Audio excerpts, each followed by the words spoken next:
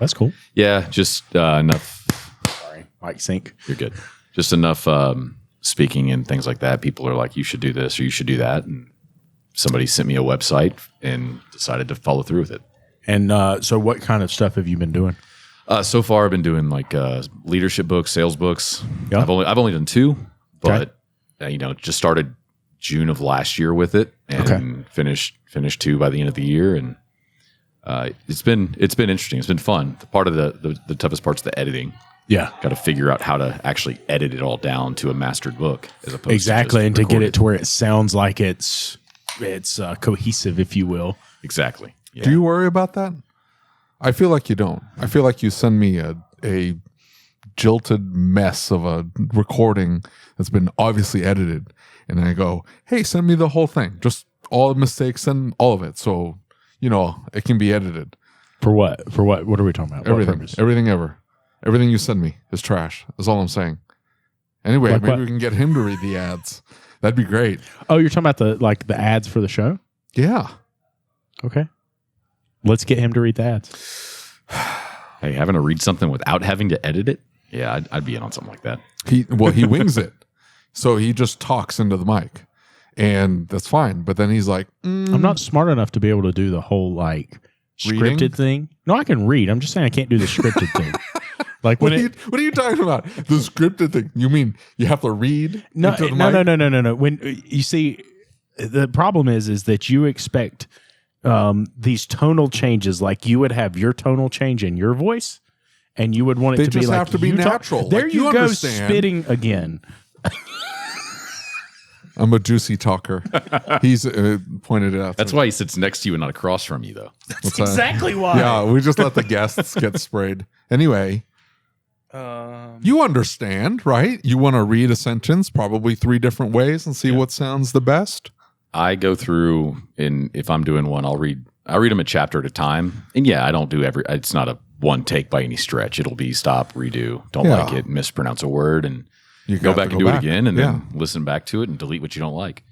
Yeah, and maybe you get to a sentence, you're like, I didn't like the way that came out. Maybe I need to You say find a out words different- that are difficult to say.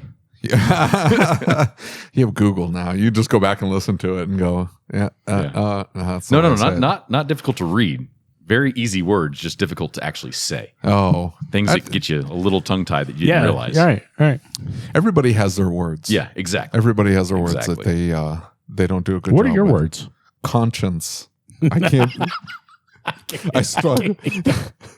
I struggle with that word. I'm like, I can Conscientious. conscientious. Yeah, like it's just a mess. Regularly. Dude, that's a rough one. It is. It's so I just continue to change it to on a regular basis. Yes. That way, it That's says a the good same idea. thing. But if I'm in mid sentence to say regularly, I'm so I can glad we're not embellish the on only that on ones going purpose. through But this. it is a tough one to say just normally. Yeah. You lose the emphasis of your point. You're trying to make a point, And maybe then you're all like, of a sudden I'm you're getting to just the blubbering crescendo over a of my word. point, and then the regular, you're like, Yeah, exactly. You Just lose all the scrap it and do it all impact. again at that point. Oh my goodness. Introduce yourself. My name is John Phelps. I'm the Director of Channel Partnerships with TechMetric. Been in the automotive industry for right around 17 years now, from dealerships to service advisor, fixed ops director, consultant, process trainer, and now on the technology side of things. I didn't tell PJ this, but I really just had you here so I could try and hire you as my shop manager. Oh, is that it? So I just want you to know, like, before it's over and done with, I'm hiring you. You have, right, you did a lot of those things, but the thing that stood out to me the most was where you worked, because where you worked, the man who, I guess, kind of started the dealership. The good old-fashioned saying of the man that wrote the book, but kind of literally. Yeah, exactly. And that's a book that a lot of people in our industry have, there we go, words again. Our That's industry my have fault, read and have like referenced over the years. You worked for him. I did. I went to school at Texas A&M, and one of the things coming out of college, I went for marketing, and that was what I was going to do, was work for an advertising company, develop ad campaigns, and that's what I thought. And then literally one day somebody came up to me and said, "You got to go by this booth, and if you go work for this company, you get a free car." Whoa. Now, that was false, or at least a misunderstanding on their part. Yeah. So I went by, and it was the nicest place in the nicest booth. Everybody's in suits, and we're, and you're in the business school, and you come to find out it's a car dealership. Right. But their philosophy was they want to recruit from college campuses. They didn't want to actually hire people from inside the industry because they thought that potentially brought bad habits and just their own way of doing things. Right. And they wanted to hire who they saw as who they wanted to portray, right? You've got to wear a shirt and tie on a service drive in July in Dallas, Texas. So that's a rough one. It gets a little rough. You run through some shirts that way. But I started going through the interview process, and part of the interview process wasn't dictated by them, but I went ahead and read the book. Yeah. And, I've read it a few times. I have a couple of copies at home, but it is very intriguing, and just their entire business model and how they've developed it in terms of, obsessed with customer service. Yeah. And there might be now radio commercials, if I'm not mistaken, but when I was working for them, there wasn't a single commercial on TV. There wasn't a radio commercial. If you happen to see a billboard, it didn't even have a picture of a car on it. Right. It was all about taking care of customers and doing the right thing. The answer is yes. What's the question? And, working in the dealership life and the retail life, and, that in and of itself has its own struggles and time consumptions, but very, very grateful for that time. And, getting to know him a little bit, getting to know his kids as well, being able to be. Let's lay out who is it that we're talking about? What's the book? Sewell, Customers for Life by Carl Sewell. Okay. So Sewell Automotive, based in Dallas, started in 1911. Nice. And let's see, the coolest part of that story to me is that they started out as a movie theater, hardware store, car dealership. When cars came in boxes, That's awesome. You built them on site and then taught the people how to drive when they bought it. Right. And then as that developed and they moved from West Texas into Dallas and where it is today, Carl Sewell, wrote that book in the late 80s, 88, 89. I can't remember specifically, but wrote that book in the late 80s, and it's kind of rang true ever since, because it's not an operations of a dealership book. It's a customer service book, and it's taking care of people. And it's still, like, it's on the ratings on Amazon. It's on the ratings on a number of book websites. It's still a fairly popular book. It is. Right? It is. And it's very well rated. What was your biggest takeaway from working for them? What was it that it taught you that kind of set you apart from the rest? It ingrained in me an idea of professionalism, okay. Right? From the way that you carry yourself, the way that you speak to somebody. Everybody's going to have those days. Yeah. But then you have a customer in front of you, and they don't care that you had a rough morning. They don't care that the last customer yelled at you. They don't care that if anything outside of work. And so how to carry yourself on a day in, day out basis. Yeah. And, going straight from college, and I may or may not have a class that day, and what time do I want to wake up, to I'm at work at 6 a.m. Yeah. Monday to Friday, Monday to Saturday. And really just that idea of, to being able to take care of people, but ultimately professionalism, all the way down to the shirt and tie on a service drive. And how do you appear? Yeah. I didn't have. It seems like you would appear uncomfortable. You're not necessarily wrong. Hot. That seems like torture. I don't. It's a good weight loss program. That is. What's that? It's a good weight loss program. Sign David up. Sweating. Both of just us. sweating. Sign us up. Just Yeah, sweating in general. That's it. Well, I mean, in Texas, it's 110 degrees, right? Like, it is next level weight loss program. That's what I think they've done studies on this, because you see, like, people will go to the gym and they will be in sweatshirt, hoodie, 5 shirts, and like 3 pairs of pants, and their whole intent is to just sweat an immense amount. And I think they've done studies on this. Like, you don't burn any more calories just sweating a ton than you would just normally. What's that? You should try it. Well, I think I'm gonna have to look up the studies, but I think I'm fairly certain they've done studies to see if you can sweat off additional calories versus just being cool and comfortable. I think it has to do a lot with what you put back in after you sweat, though. Because if you finish sweating and you're finished working out, have one of those cinnamon rolls like this Criddles place next door. Yeah. Is that next door? Yeah. Is that what she took a picture of? Did you see the cinnamon roll? Dude, I it's have like not. this big, It's the and size it's of got a like plate this much and like icing 3 on top inches of of it. icing on Holy top. cow. Yeah, dude. I'll find it for you. Yeah. Are we gonna carb it up tonight? No. Oh, nuts! You had That's a him. no. You had his inflection in his voice on that one too. He was all excited about it. Yeah, I know, right? You didn't see the picture of it? You need I've to see not. the No, I picture of hadn't it. heard about it yet. It's epic. I'm You gonna find don't. that doesn't get taught at all. Hey, when a customer comes in the door, acknowledge them. Like, let's stop the chit chat and let's turn our attention. Or, hey, at least I know you're on the phone, but just look up and just say, hello, I'll be with you in just a moment. It'll take 2 seconds. That seemed like common sense to me. Agreed. It's one of those things that you're right. Common sense isn't common, though, right? That's the big saying, and that's the thing. Is if you have somebody that sees you, if you're on the phone, you have a built-in excuse. You're not going to hang up the phone to go help that customer and say, "Sorry, somebody more important's here." You're going to finish the phone call, but to your point, if you give a wave of acknowledgement to them, they at least understand that you'll be with them as soon as possible. Now, if you hang up that phone and continue to type on a computer for 5 more minutes, they feel like they're less. But at least you don't say, "Hey, I just got to type this up. Just 1 moment, and I'll be right with you." That's all you have to do. Yeah, that should be enough. Exactly. I mean, even if you were to, let's just say you went even further than that and say, you know what, this computer, it'll be there in a few seconds. Yeah, I can go work with this customer, take care of them. I may have extra things to do when I get back, assuming you're not delaying something that is pressing. Yeah. It shows that customer that level of attention that they need. Yeah. And even if it's not your customer, if they're actively working with somebody else and you happen to walk by them, you give them a knowledge. Hey, how you doing? Hopefully everything's going okay. Yeah, so-and-so will be with you in just a moment. Exactly. Like, I don't want to take care of that customer. I don't want anything to do with it. I don't want the interaction. I don't want anything. But I do tell them, I'm like, hey, Juan will be with you in just a moment. That's it. That's all you have to do. And then you just walk away. The mere acknowledgement. Is that what you call professionalism? It's just acknowledging, right? I mean, there's a lot that goes into it. That's the act of professionalism. That's just treating people in a professional manner. All the way down to what I mentioned, the appearance of it, right? Even here at this show, if I were to wake up and just pull a shirt out of a bottom of a suitcase and not actually put effort into how I appear, I'm representing the company. I have holes in my jeans. That's fair. That's fine. I can't even see them. They're under a table. So he's hip, right? He's hip now. He's one of those hipster guys. Well, hold on now. Let's have this discussion because this is a thing now.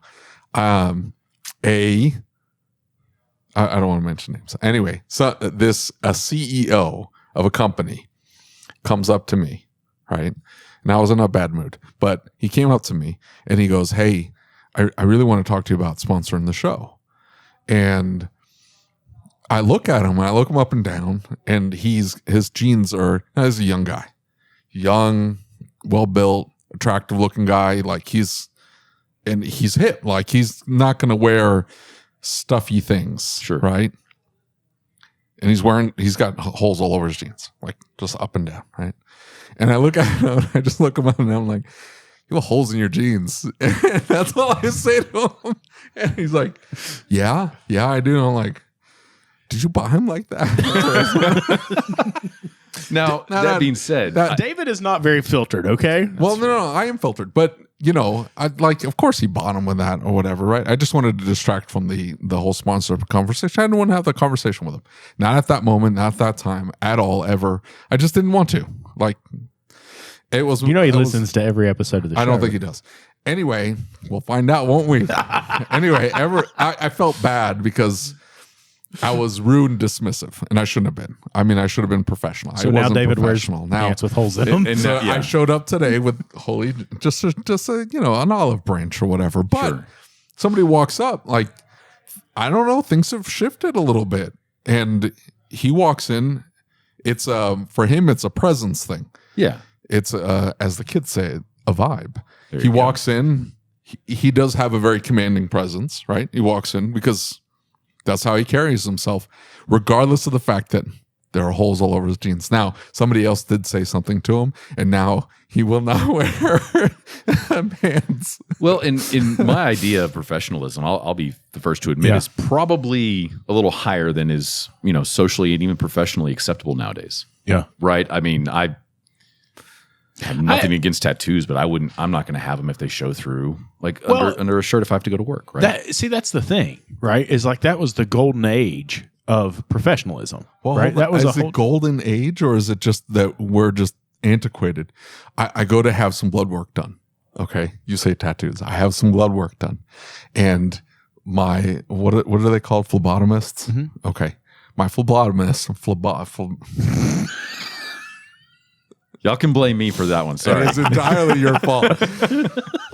She's having a personal conversation with I walk up and she's like, blah, blah, blah, blah. She's talking. She looks up at me and she's like, hey, sign in. And I'm like, okay. So I signed in, I sit down, and they continue their conversation, and they're talking about like non-work related stuff, just having their anyway, she gets her stuff ready. She's decided, and now she's ready to take care of me. So I would sit down and I look up, and tattooed over her eyebrow is the word blessed. Over her eyebrow. Blessed. I mean, not a choice I would make, but tattoos are forever. Tattoos are forever. But what goes into making that choice of, I'm going to get a tattoo today, but I don't just want a tattoo. I want it on my face, and I want it over my eyebrow because I am so blessed. I feel like she wasn't blessed. I feel like she was having a rough go of things and in a bad spot in life. Was it reversed so that when she looked in the mirror, it actually read blessed? No, so she could remind herself? No, it wasn't for her. It was to let everyone else know because it read correctly to me, but it would read backwards. And that's an interesting choice. I'd be like, hey, I need this written. Daily affirmations right here on my forehead. Daily affirmations right on your forehead. It was for the rest of us. Did you know that little card that you have with the culture he's not going to know what it. Ooh. The culture statements from TechMetric. Fundamentals? The little card that you have. You know where that came from, right? Came from this jackass. Uh-oh.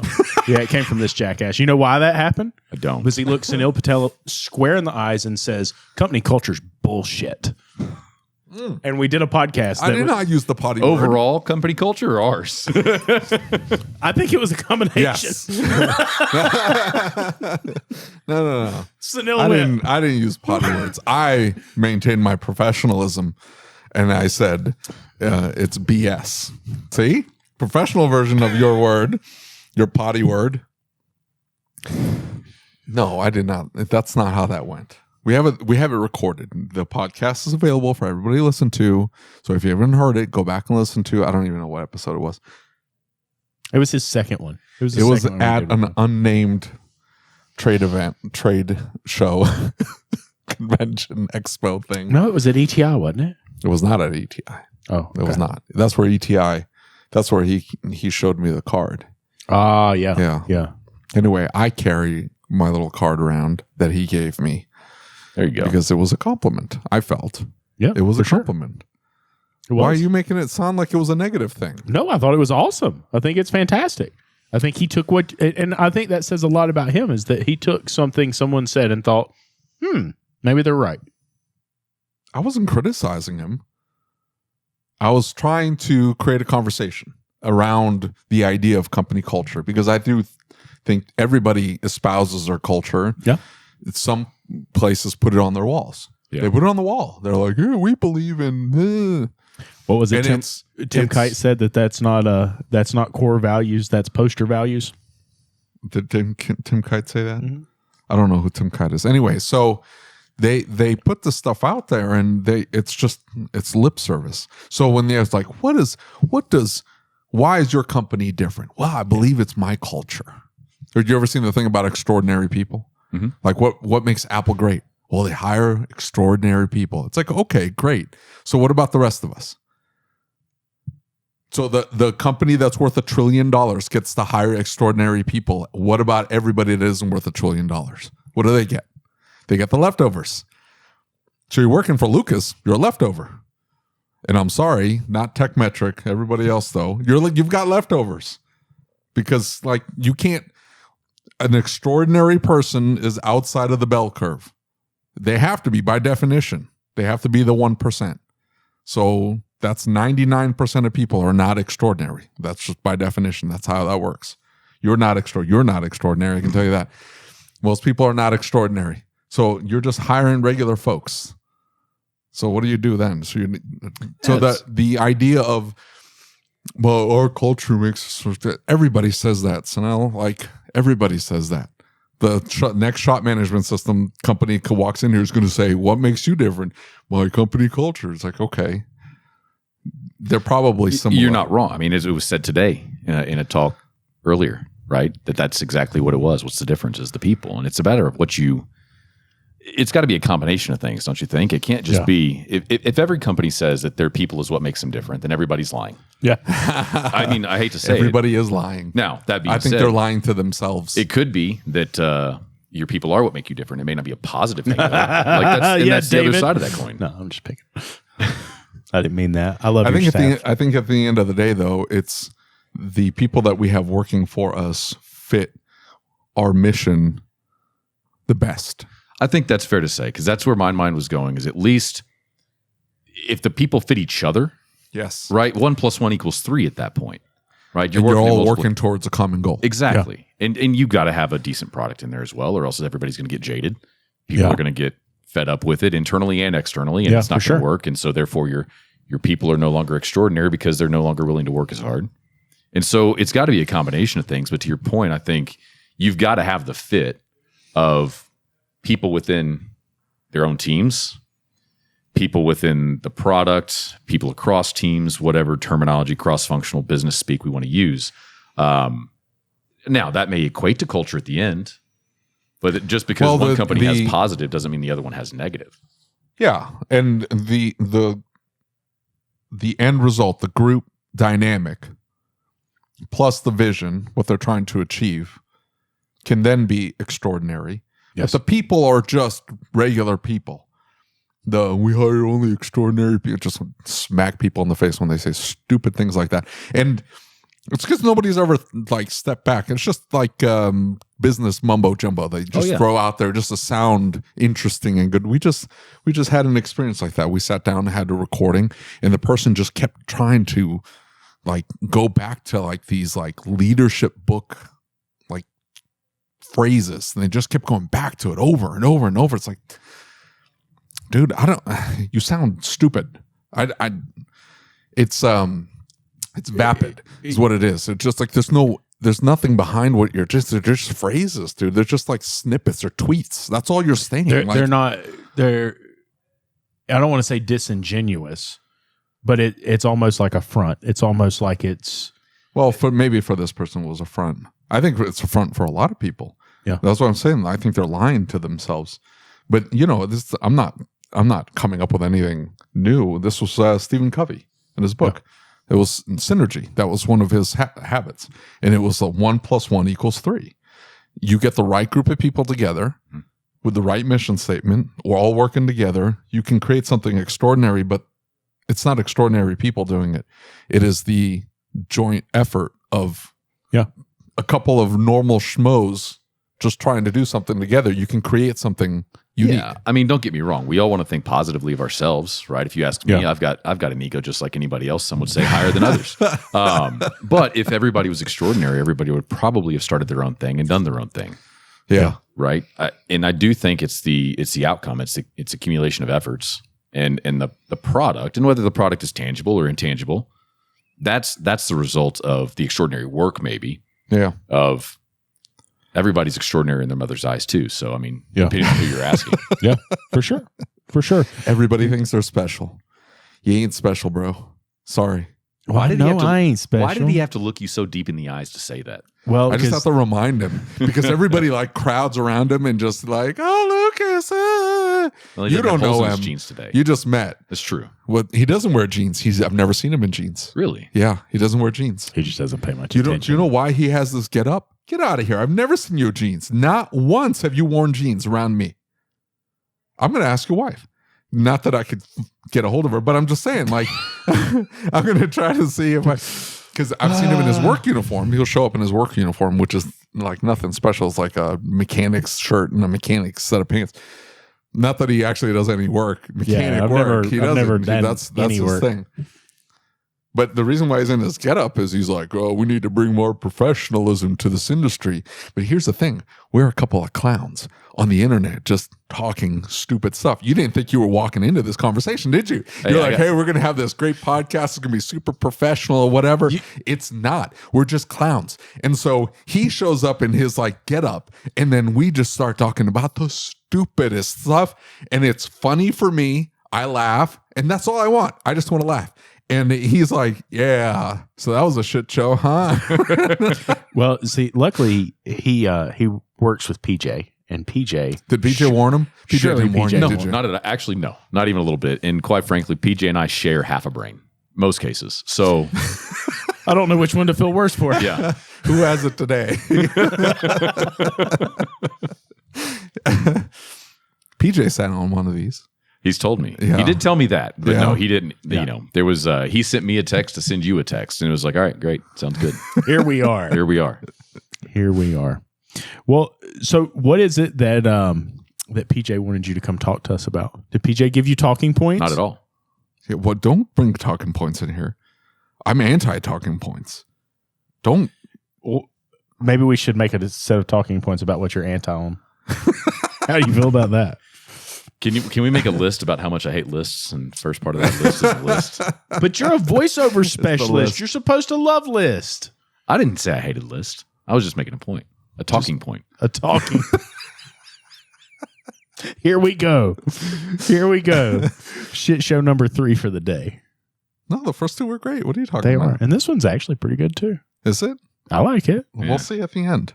We'll see at the end. We've Yeah. got to edit out all the other stuff. And Well, we don't do We any don't editing. edit. We don't, don't edit anything. is that Yeah. what he was saying? That you edit it first before you send it over to him or something? No, we No, don't. so I'll ask him, hey, I need you to read this ad, or I need you to throw me an ad for this sponsor or whatever. Yeah. And he's like, because they want his voice, because he's got that southern drawl on those. And he's like, hey, I need you to put some more emphasis on this vowel, and I need you to take some emphasis away from this, and He I need reads you it to go all up wrong. here Is all and I'm down saying. here. He reads it all wrong, Yeah. and then he sends it to me. It doesn't matter edited. how you read it. I It's can wrong tell. because it's not him, right? No, Anything that's not It's- him is I'm just- wrong. It's not me that needs to. They want your voice, but they need the proper inflection in the reading, and so you go up when you should come down. You need to get pointers from him. That's all I'm saying. You're putting the emphasis on the wrong syllable. So the wrong syllable. It's all wrong.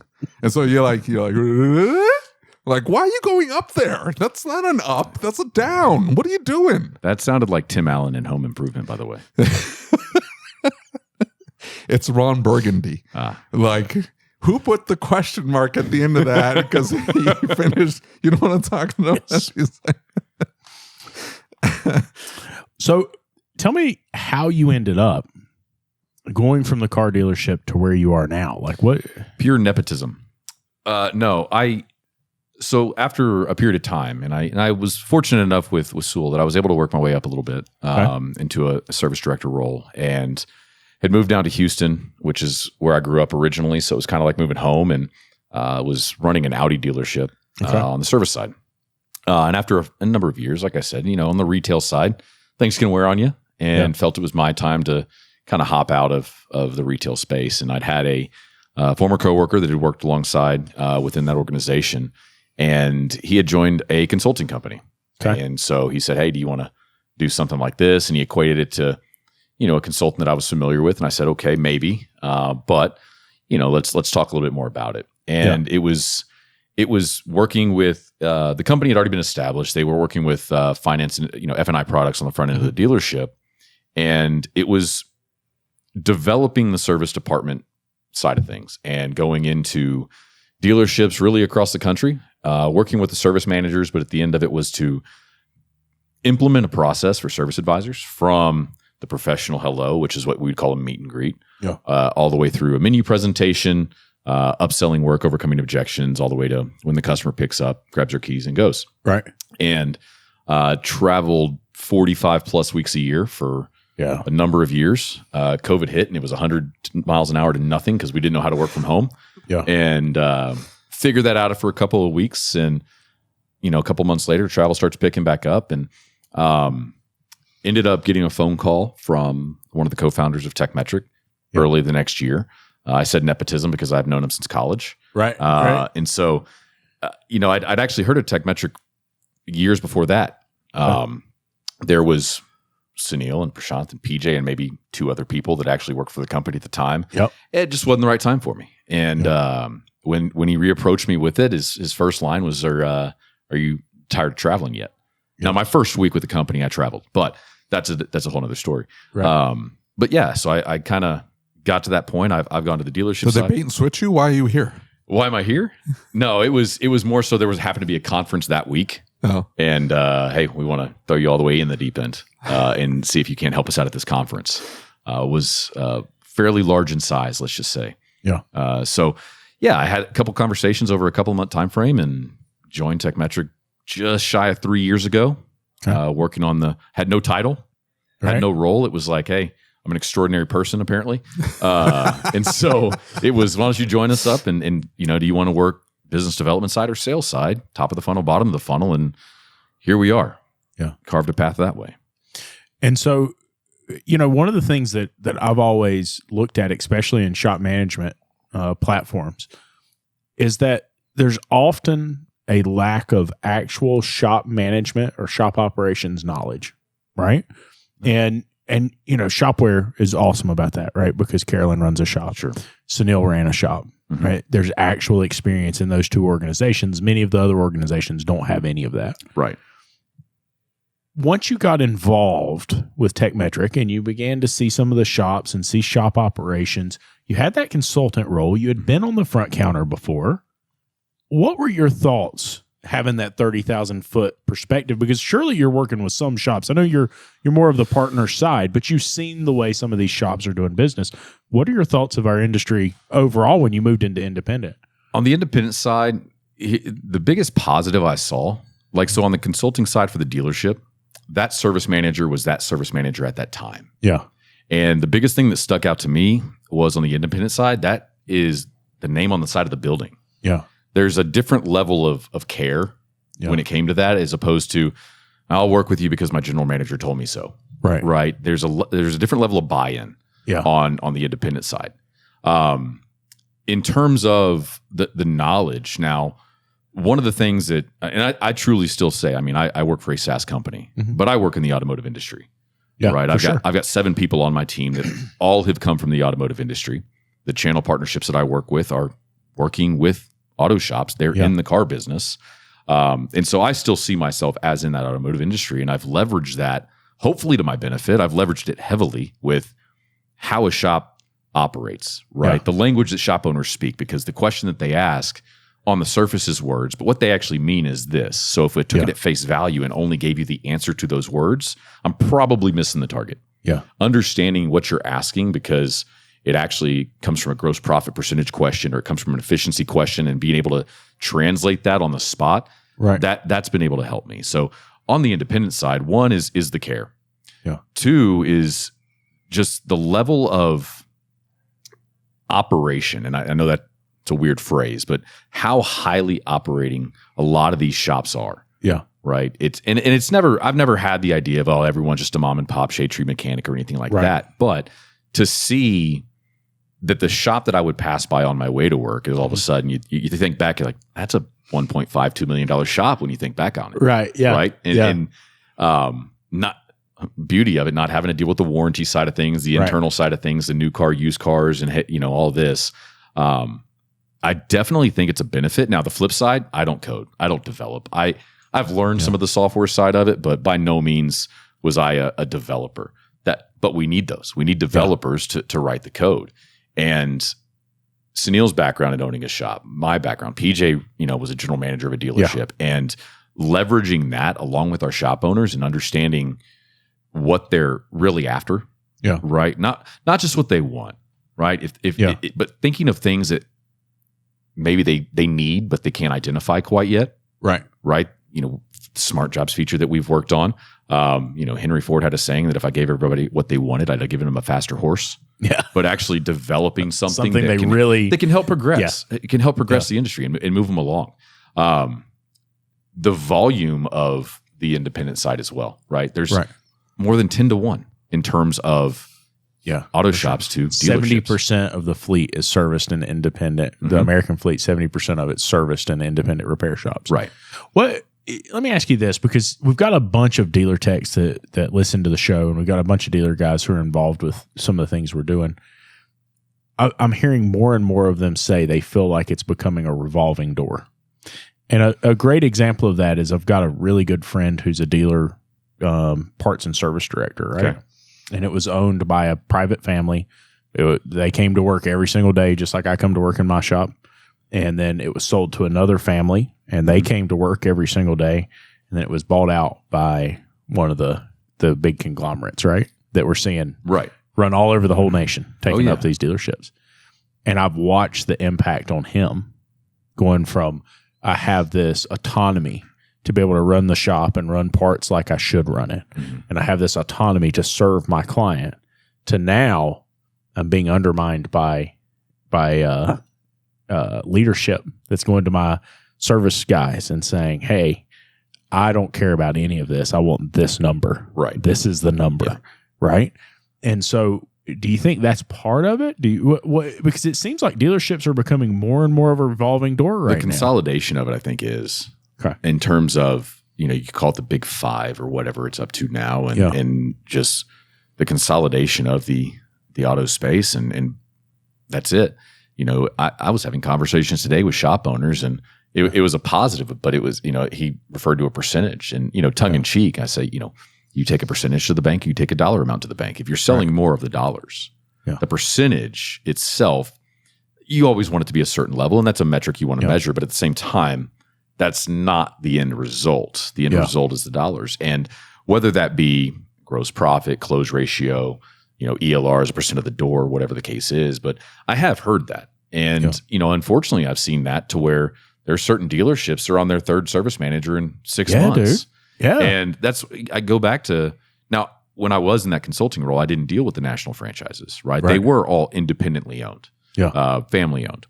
But at the same time, I saw dealerships to where, okay, that guy's gone now. Yeah. And now there's somebody else. And so it's unfortunate because, the average service advisor tenure in a dealership was like 2 years. Yeah. And then they're on to the next one. And they're career service advisors, but dealership to dealership to dealership to dealership. And it jades a lot of people. I've just hired a tech who I've been friends with for a long time. And I thought it was a really interesting perspective that he shared.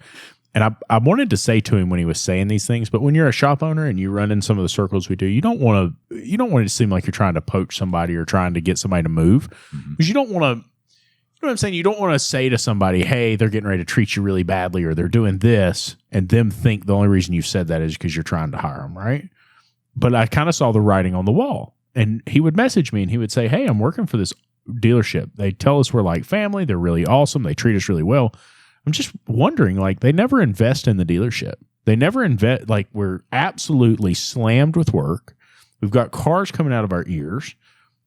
All the equipment is old, and all the equipment is falling apart. And they've got plenty of property to build a bigger building. They could do all of these things, but they're not. And so we're talking month after month, and this continues on. And in the back of my head, I'm thinking, oh, they're trying to raise that net profit number as much as possible. I know what's coming.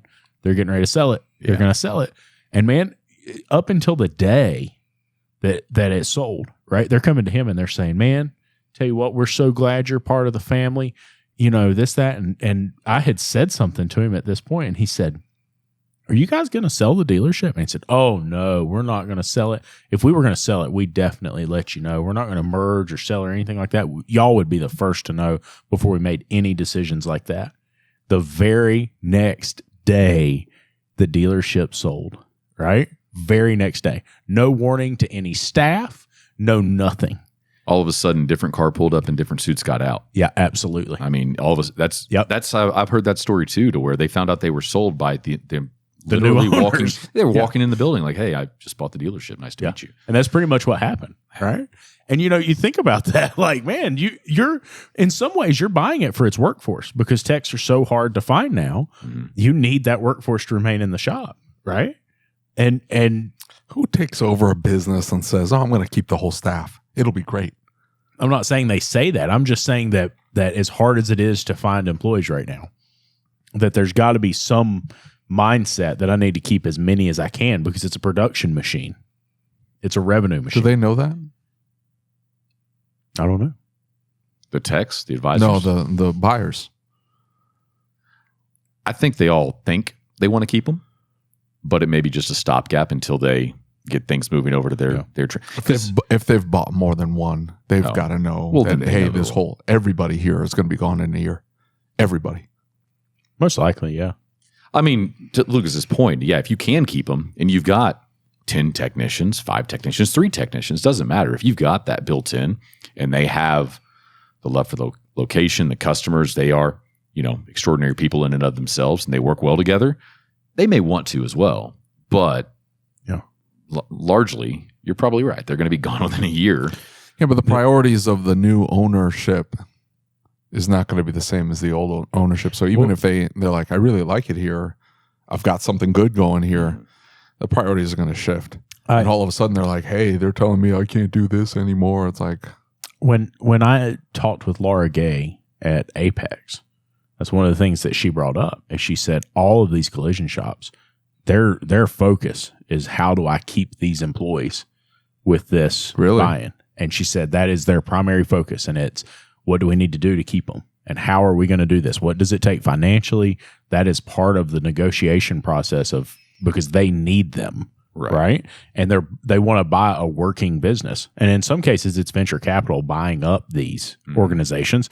So getting rid of the employees is the opposite of what they're trying to do. They want it to make money the second they walk in the door.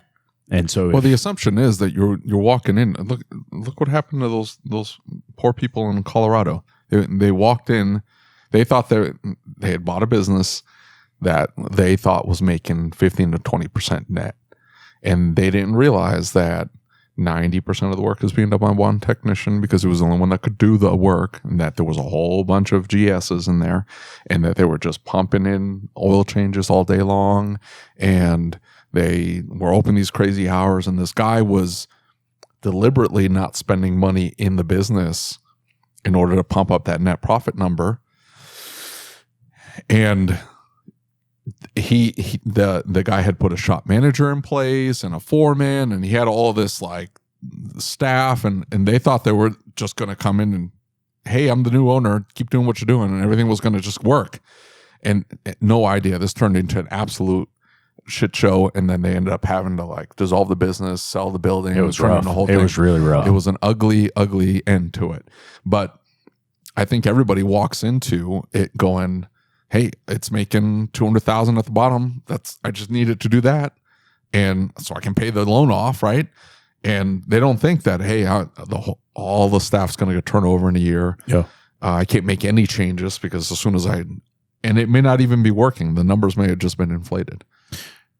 I want to shift gears because as you're talking, and it's got me thinking about something, and you may have experience in this area. We've had a bunch of questions lately in the group. Some of those questions are, we have a Facebook group. That's what. He may not know that. Maybe he's not on Facebook. He looks like, he's not he's a respectable human being. Yeah. He doesn't just sit there and scroll on social media the entire day. So miscalculated, but that's fine. We'll live with it. So there's been 2 questions, and one of the questions is mine, but one of them is something that's been posed in the group. What is a shop foreman?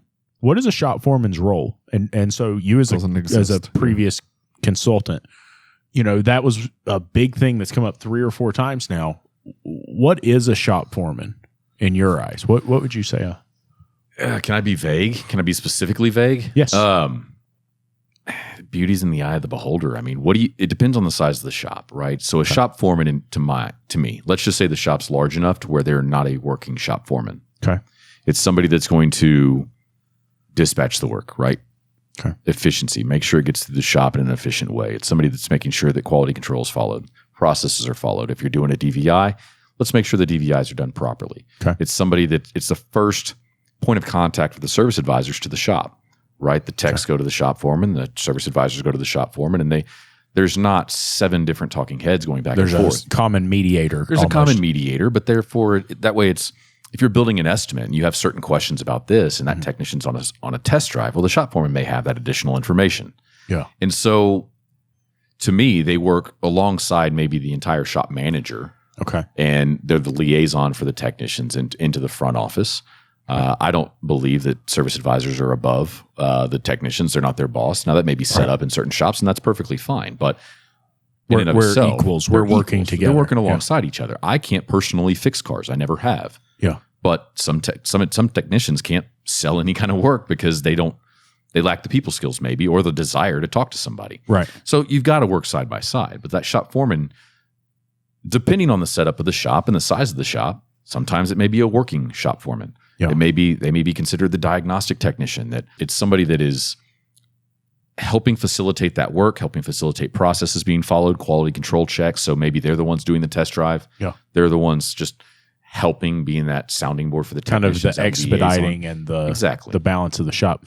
Well, that kind of leads into my next question. And so one thing that I've been considering for a while now, and Cecil's been on to me about this, is I've been considering hiring a shop manager. Okay. Right? What is a shop manager to you? What characteristics do you look for in a shop manager? Because it seems like that's kind of where you spent the majority of your time working as a consultant, was looking in that shop management role. What do you think a shop manager is? Well, let me ask you, do you see them as a partner in your business or an employee in the front? I think for me, right off the top of head, I kind of look at them as an employee in the front, right? Because I need that additional advisor, right? Sure. And so that person has to be able to hold the advisor role, but then they also have to be able to manage some other aspects of the business as well, especially if I'm not going to be there. Sure.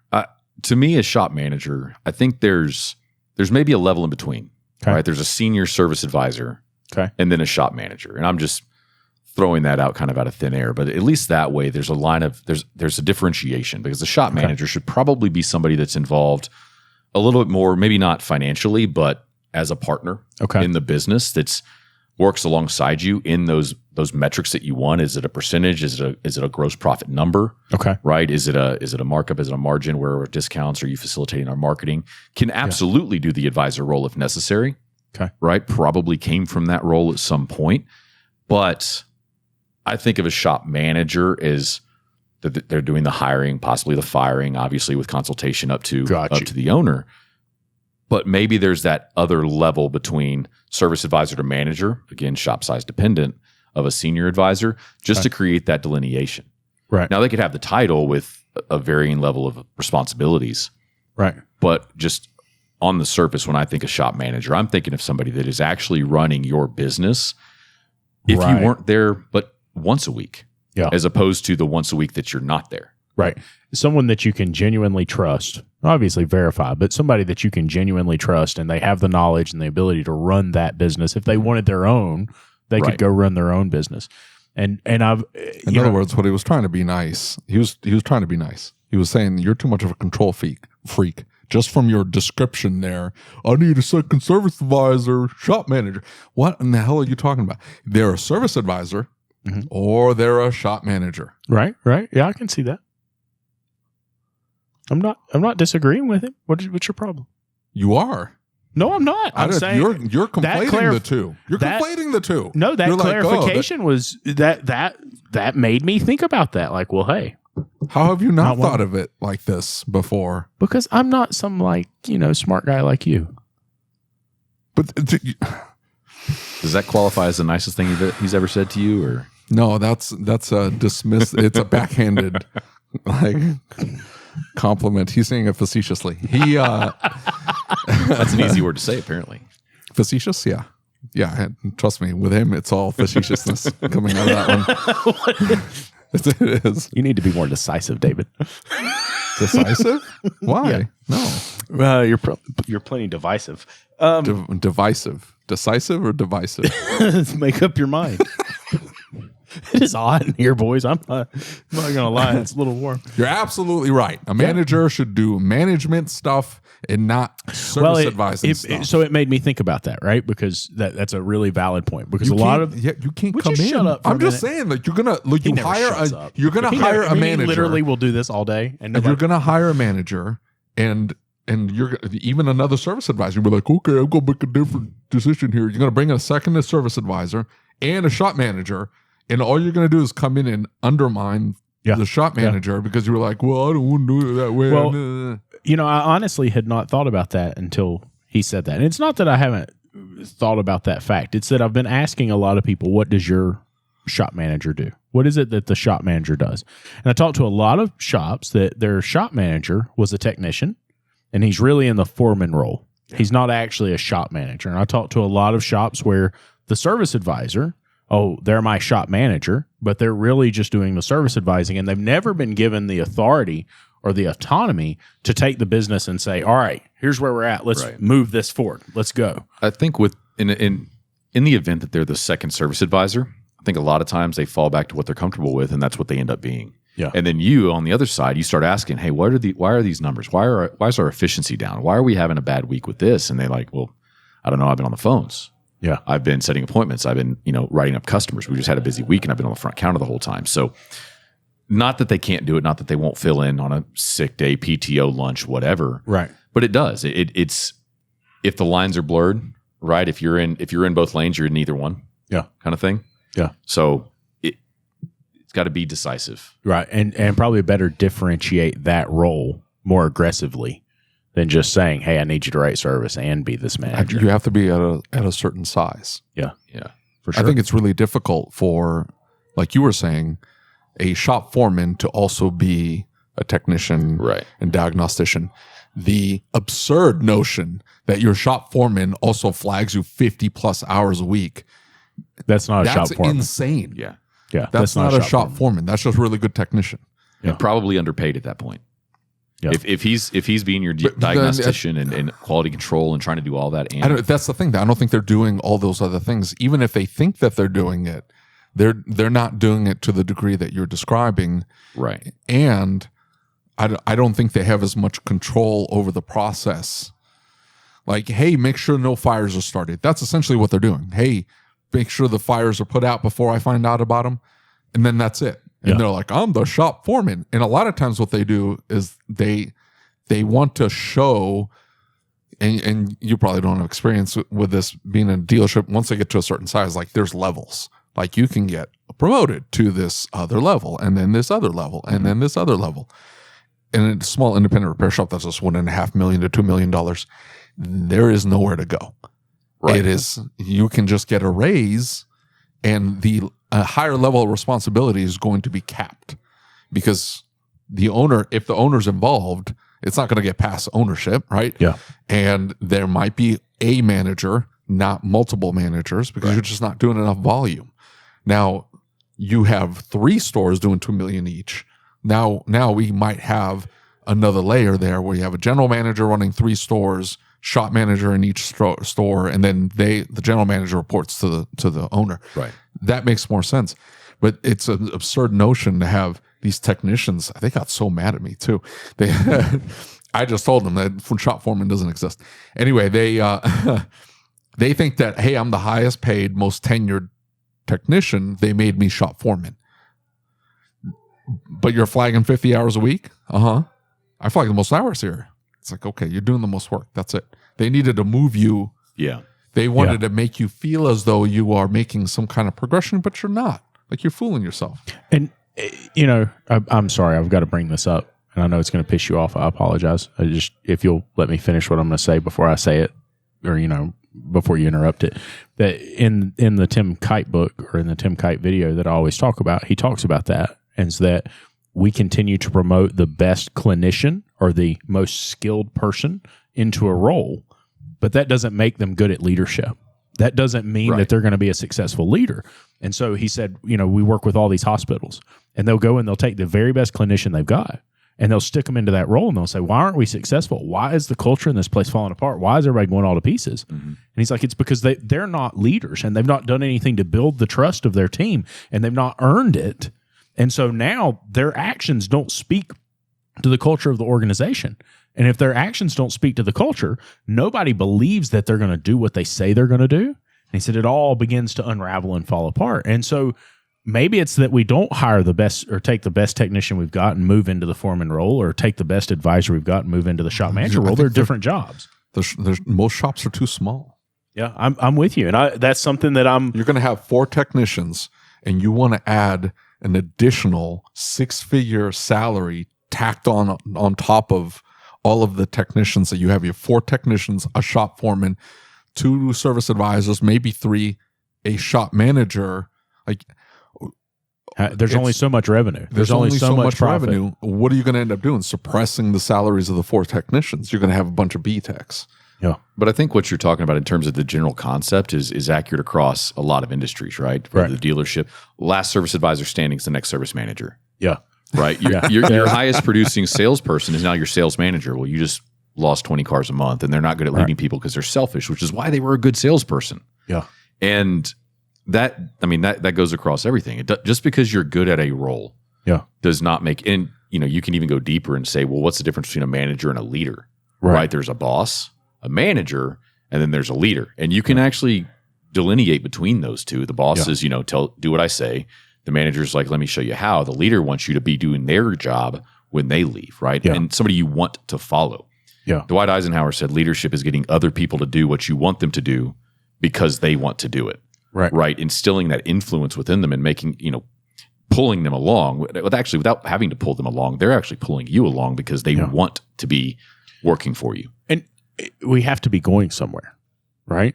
You have to be going on a journey because the current generation has no interest in just having a job, right? They don't just show up to work to earn money to live life. This is part of who they are. And I think this current generation sees that completely differently than any generation in the past. If we're not careful, it's a shampoo business. Wash, rinse, repeat. You wake up, you go in, you turn hours, you go home, you go back the next day, you do it again at the end of the week. You go home, you have a meal, grab a case of beer, and go back Monday, do it again. Right. And if you don't have something that you're working towards, whether that be as a business or an individual, you're absolutely right.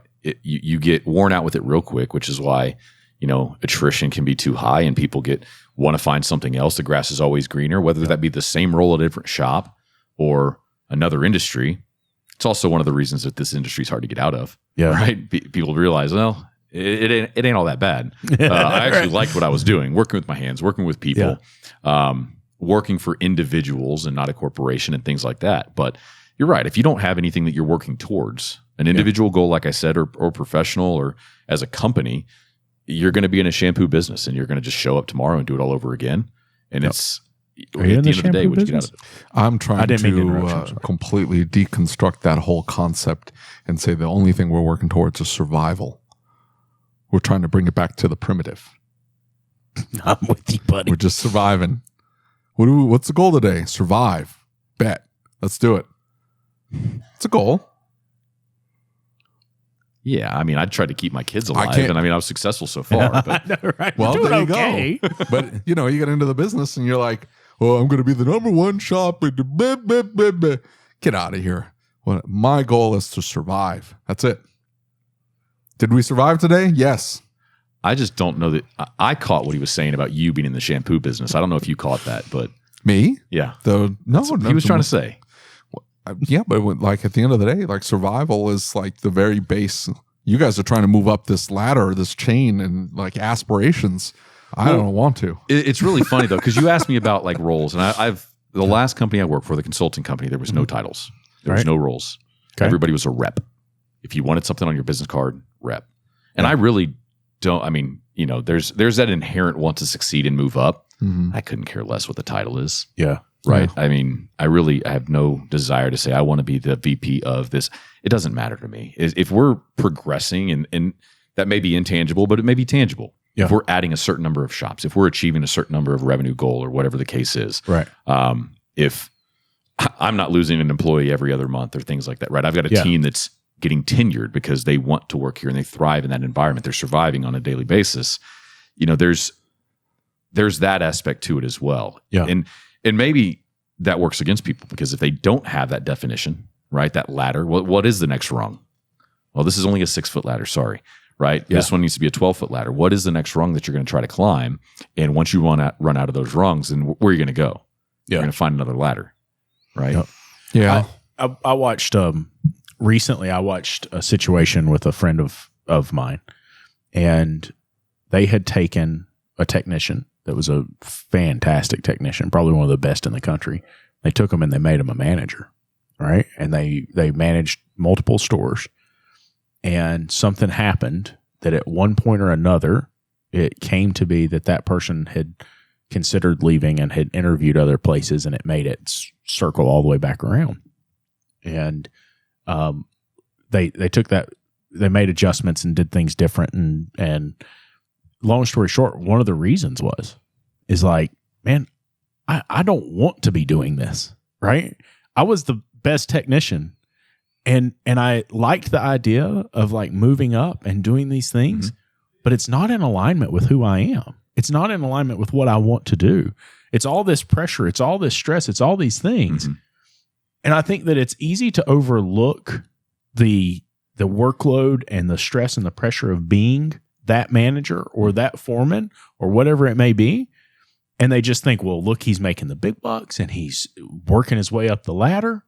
They don't really understand what comes with that. I've had to tell a few people, it's, you've got to want it for the right reasons. People that have worked for me in the past is, I want to become a manager. I want to do this. Why? Yeah. And if you don't know why, then you don't. Simple as that. If you don't know why you want to become a manager, it's not that your schedule gets lighter. Yeah. It's not that, you go home earlier and you have less work and you get to tell people what to do. Yeah.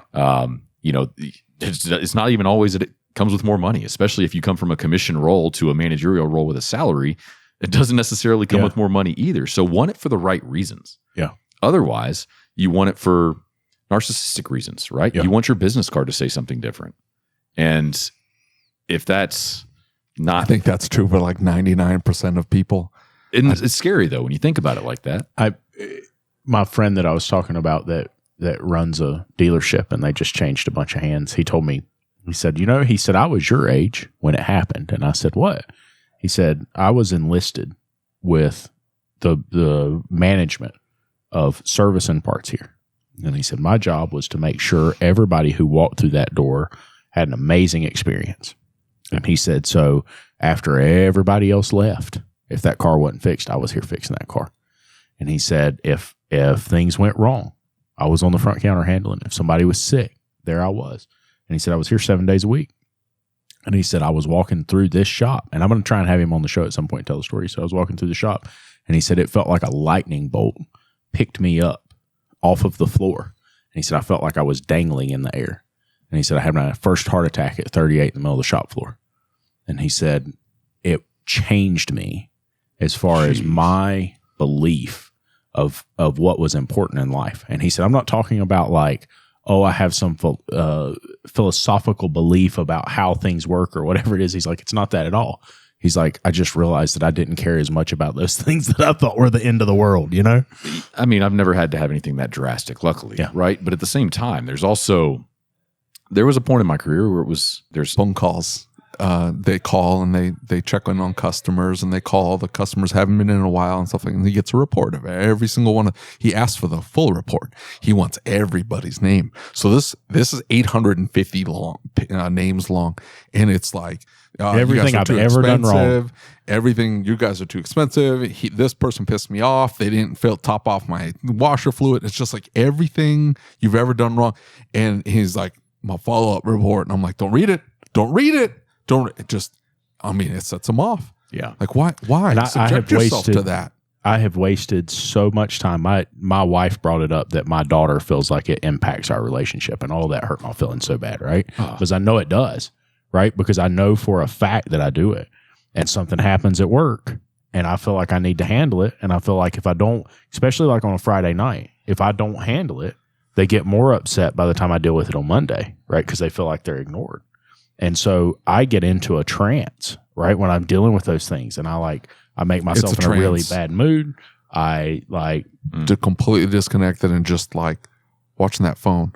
Yeah, it's bad, and so I know it affects my messed up, isn't it?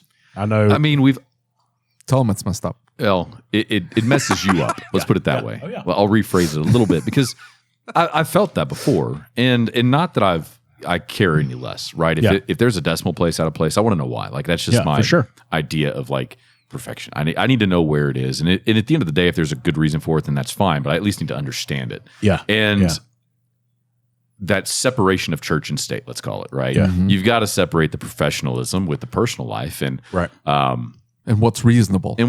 I enjoy the hell out of my weekends. Yeah. I have a great time. Great wife, great kids, play some golf, right? It's sunny outside. I live in Texas. It gets a little warm, do some yard work, and Monday morning I can start fresh again. Now, could that work to my detriment? Sure. I didn't foresee something this week. Yeah. Right? But at the same time, I didn't ruin my weekend because of an email at 5 o'clock on a Friday either. Yeah. Right.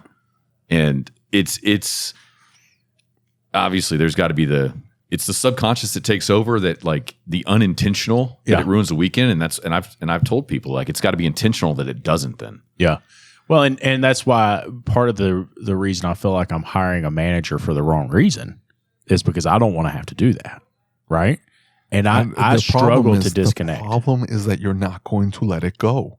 You're going to hire that manager thinking that I'm going to just slough this off on them. Yeah, and then But I'm you still are still going to want to know, hey, did Miss Smith get taken care of? What about Miss Smith? Yeah. What's the follow up on Miss That's Smith? true. And it's going to bother you. I'm just telling you, got to do it now. It's a muscle. You just have to do it now. Don't look at the stupid report because you're not at work. You're in Utah. What the hell are you going to do about anything on that report? Now, if it's something that immediate, copy paste, send it off, handle it. That's it. That's what I And did. then disconnect and just be I'm like, just saying it bothered me in the process.